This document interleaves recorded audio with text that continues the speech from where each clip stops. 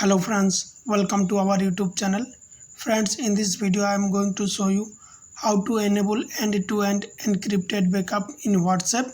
So friends, at first you have to open WhatsApp in your mobile phone. Once WhatsApp is launched, you have to click on three vertical dots. That is the setting menu, which is located top right corner. And after that you have to click on settings icon. And now you have to click on chat button. Now click chat backup. Below under end-to-end encrypted section, you will find end-to-end encrypted backup option is off. For added extra security, you can protect your backup with end-to-end encryption. Now just tap on end-to-end encrypted backup. With end-to-end encryption backup, your backup will be safe even if you lose your phone. Secure your backup with a password or an encryption key.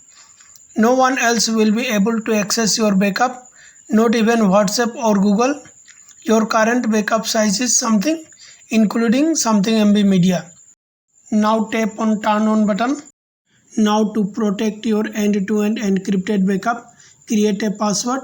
You will need this password to restore your backup. If you forget your password and lose your phone, WhatsApp cannot help you recover your backup. Now click create password.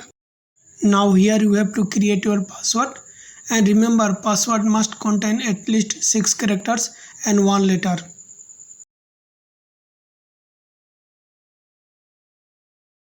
Now click next button and then again retype your password.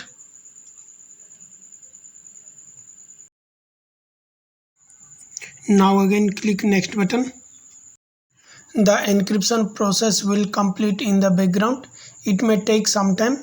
While it completes, you can use your phone and WhatsApp like you usually do.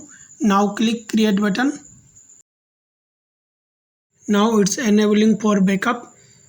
You just need to wait for a while till the process is completed. See, now backing up messages. Please wait for a while.